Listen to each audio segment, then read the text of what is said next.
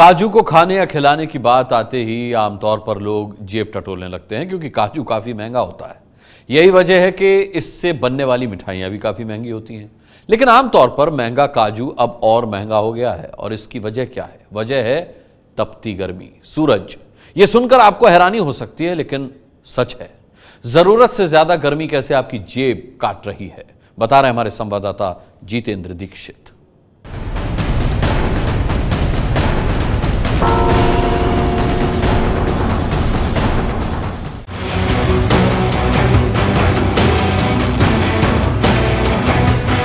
ये काजू का पेड़ है जिसे शायद आपने आज से पहले कभी देखा होगा। पहली नजर में इस पेड़ पर आपको काजू नहीं दिखाएंगे, लेकिन जब आप इसे गौर से देखेंगे तो आपको काजू नजर आएगा।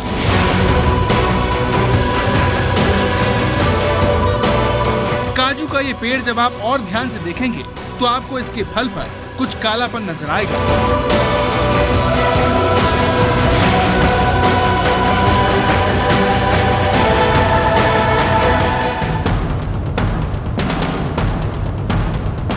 आमतौर पर काजू के पेड़ में ऐसा नहीं होता है। काजू के फल के दो हिस्से होते हैं। आप देख सकते हैं, ये पहला हिस्सा है जिसमें से नीचे काजू निकल रहा है। इसे काजू का कवच भी कह सकते हैं। काजू का कवच भी काफी काम का होता है, जिससे तेल निकाला जाता है, जिसका इस्तेमाल औद्योगिक कार्यों में होता है। लेकिन महाराष्ट्र के रायगढ़ में लगा काजू का पेड़ सामान्य पेड़ से अलग है। इसके काजू में कालापन है, जबकि सामान्य पेड़ में ऐसा कुछ नहीं होता। सवाल यह है कि काजू की फसल के साथ क्या हो रहा है? क्या ये बढ़ते तापमान का असर है? और अगर हाँ, तो बढ़ते तापमान का महंगाई से क्या रिश्ता होने जा रहा है? इन सारे सवालों का जवाब जानने के लिए एबीपी न्यूज संवाददाता जितेंद्र दीक्षित मुंबई से महाराष्ट्र के रायगढ़ पहुंचे। रायगढ़ पहुंचने पर हमारी मुलाकात गजानन सावंत से हुई। जब हमने उनसे पूछा कि काजू काला क्यों पड़ रहा है, तो उन्होंने बताया कि ज्यादा गर्मी पड़ने की वजह से काजू की फसल का बंटाधार हो गया है। धीरा, ये वही जगह है जहां इस साल मार्च को तापमान 46.5 डिग्री सेल्सियस हो गया था। उस वक्त ये जगह भारत की सबसे ज्यादा गर्म और दुनिया की दूसरी सबसे ज्यादा गर्म जगह मानी गई थी। गजानन सावंत ने ये सोचकर बड़ी उम्मीदों के साथ काजू के पेड़ लगाए थे कि इससे साल भर उनके परिवार का गुजारा हो जाएगा। लेकिन पेड़ पर लटके इन झुलसे हुए काजू के फलों ने गजानन की हर उम्मीद को खत्म कर दिया है। इनके 100 से ज्यादा काजू के पेड़ गर्मी से झुलसकर बर्बाद हो गए हैं।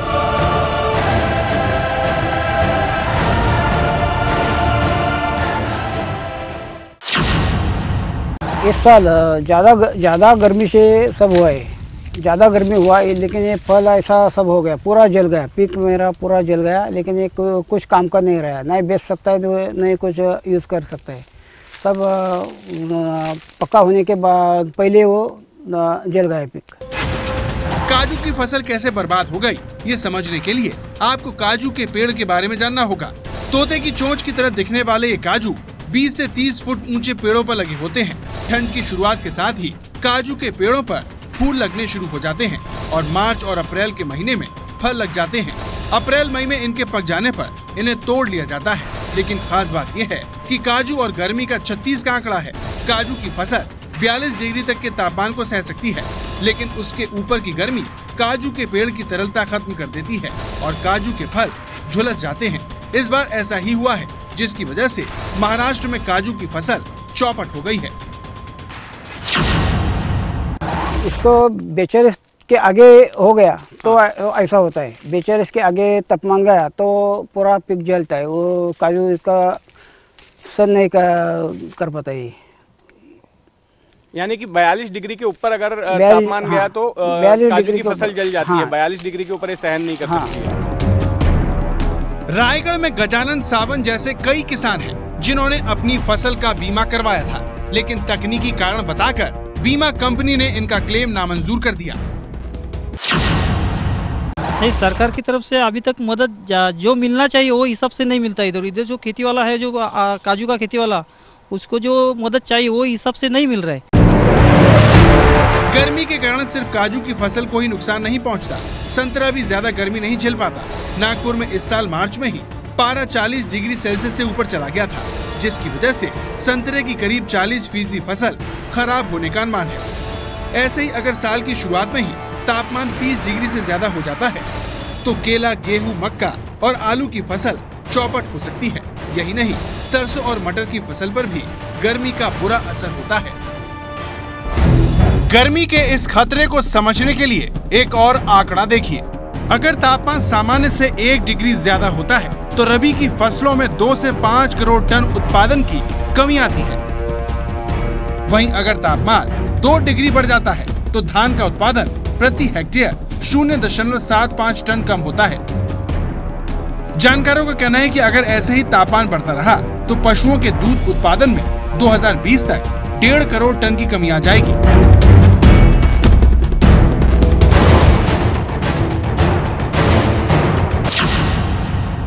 पेड़ पर लटके ये काजू झुलस चुके हैं, ना तो इन्हें खाया जा सकता है और ना इन्हें बेचा जा सकता है।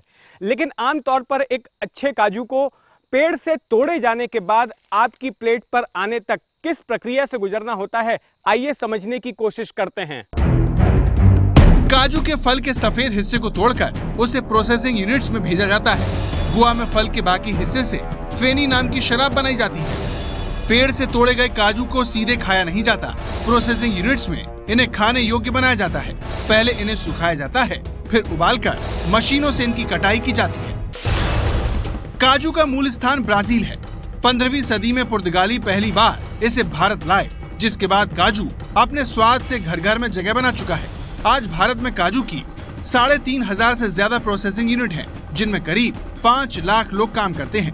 काजू पर ज्यादा जानकारी के लिए हम काजू की बड़ी कारोबारी समृद्धि परांजपे के पास गए। आप भी सुनिए खेत से आपके घर तक काजू के पहुंचने की पूरी कहानी। पहले जो सीड्स है उसको पेड़ से निकाला जाता है। वो जो शेतकरी है वो पेड़ से निकालते हैं, फिर वो एजेंट को बेचते हैं। एजेंट लोग ये प्रोसेसर को सीड्स देते हैं। तो ये जो सीड है वो पहले उसमें मॉइस्चर रहता है, तो उसको वो सन ड्राई करना पड़ता है, सुखाना पड़ता है। तो 3-4 दिन ये कैशू सीड ड्राइंग यार्ड में डाल के उसको सुखाते हैं। उसका मॉइस्चर लेवल कम किया जाता है। फिर उसके बाद वो 50 kg के गोनी में डाल के उसको स्टोर किया जाता है। अगर बात काजू के उत्पादन की करें तो इसका उत्पादन भारत के 7 राज्यों में होता है। महाराष्ट्र के अलावा गोवा, आंध्र प्रदेश, कर्नाटक, केरल, ओडिशा और तमिलनाडु में खास तौर पर इसका उत्पादन होता है। अब से चंद साल पहले तक भारत दुनिया का सबसे बड़ा काजू निर्यातक देश था, लेकिन ये जगह अब वियतनाम ने ले ली है। वैसे काजू के लिए भारत अब भी सबसे बड़ा बाजार है। काजू के उत्पादन की कमी साल 2016 से ही शुरू हो गई थी, जब बेमौसम बरसात की वजह से काजू की फसलें बर्बाद हो गईं। लेकिन काजू कारोबारी समृद्धि परांजपे के मुताबिक काजू की बढ़ी हुई कीमतों के पीछे सिर्फ उनके उत्पादन की दर ही जिम्मेदार नहीं है। भारत में काजू उद्योग ज्यादा संगठित नहीं है, इसलिए बिचौलियों के बाजार पर हावी होने से भी काजू की कीमतें बढ़ रही हैं। फार्मर से लेके प्रोसेसर तक जो बीच में लोग हैं, तो उसके वजह से शायद ये रेट बढ़ रहे हैं।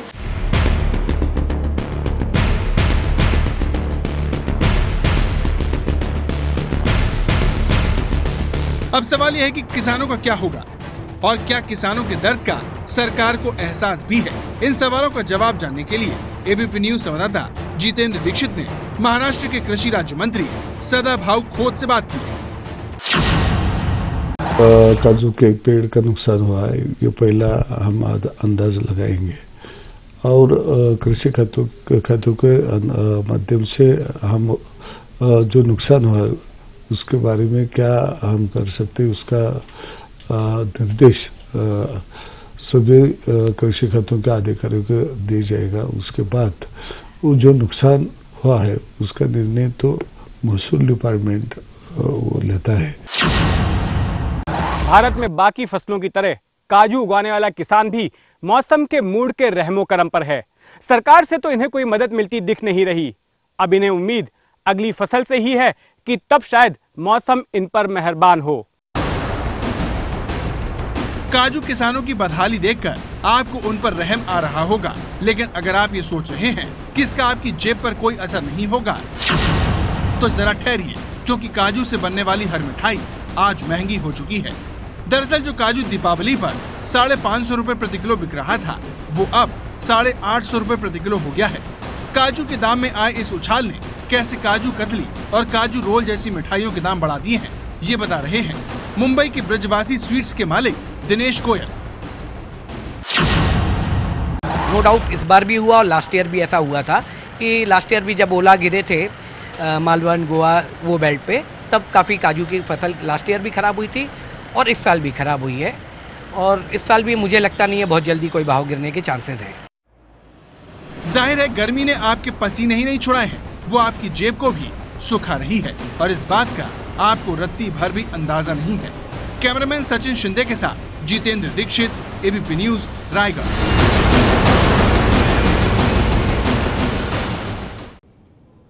महंगाई के बाद अब खबर आपसे जुड़ी दूसरी समस्या की। देश में खाली पदों को भरने में हो रही देरी पर हमने 24 अप्रैल को घंटी बजाई थी, आपको याद होगा। बेरोजगारों के लिए उठाई गई हमारी उसी आवाज पर अब सरकार ने बड़ा कदम उठा लिया है, देखिए। देश में बढ़ती बेरोजगारी से निपटने के लिए मोदी सरकार ने आज टास्क फोर्स बनाने का ऐलान किया। नीति आयोग के उपाध्यक्ष अरविंद पनगाड़िया की अगुवाई में ये टास्क फोर्स बेरोजगारी से तय समय सीमा में निपटने के लिए विश्वसनीय आंकड़े देगी और जरूरी उपाय सुझाएगी। हमने 24 अप्रैल के शो में दिखाया था कि केंद्र सरकार से संबंधित विभागों में करीब 7.5 लाख पद खाली पड़े हैं। इससे बेरोजगारी के साथ सरकारी विभागों में काम में देरी और भ्रष्टाचार पनप रहा है। और अब आज की वो अहम खबरें जो आपके लिए जानना बेहद जरूरी है। अच्छे मानसून की वजह से साल 2016-17 में 2733.8 लाख टन रिकॉर्ड अनाज उत्पादन का अनुमान है। देश की निजी विमान कंपनी इंडिगो छोटे शहरों के बीच हवाई सेवा देने के लिए 50 छोटे विमान खरीदेगी। अमरनाथ यात्रा पर आतंकी खतरे को देखते हुए गृह मंत्रालय ने 22 मई को बड़ी बैठक बुलाई। 29 जून से शुरू होने वाली है अमरनाथ यात्रा। ADR-NEW के मुताबिक देश में 7 से 5 राष्ट्रीय पार्टियों की 2015-16 में कुल आय 200 करोड़ रुपए से ज्यादा रही, लेकिन 5 पार्टियां 40% रकम खर्च नहीं कर सकी। बीजेपी कांग्रेस ने 6 महीने बाद भी कमाई का हिसाब नहीं दिया। जंतर मंतर पर बढ़ते ध्वनि प्रदूषण को लेकर एनजीटी ने दिल्ली सरकार को फटकार लगाई है। मध्य प्रदेश के मंत्री ओम प्रकाश धुर्वे के एम्बुलेंस घोटाले की कल हमने घंटी बजाई थी। अब देश की जनता भी ऐसे मंत्रियों की घंटी बजाकर आवाज उठा रही है, सुनिए। आज मध्य प्रदेश की बीजेपी सरकार में बहुत भ्रष्टाचार बढ़ गया है। ना ही इसमें सीएम साहब कुछ लगाम लगा पा रहे हैं और ना ही पीएम साहब। कृपया कर इन पर लगाम लगाए भ्रष्टाचारियों पर। जब वोट का टाइम आता है तब सारे के सारे लीडर बोलते हैं कि हम लोग भ्रष्टाचार के खिलाफ लड़ेंगे, लेकिन वोट हो जाने के बाद खुद ही भ्रष्टाचारी बहुत से नेता बन जाते हैं। माननीय प्रधानमंत्री जी से अनुरोध करूंगा कि ऐसे मंत्री के खिलाफ सख्त कार्रवाई की जाए और जब भी ऐसे मंत्री को एम्बुलेंस की आवश्यकता हो तो उन्हें स्कूल बस या फायर ब्रिगेड से अस्पताल पहुंचाया जाए। मंत्री ओम प्रकाश धुर्वे ने सरकारी खजाने को लूटने का जो काम किया है उनसे सख्ती से वसूली की जाए।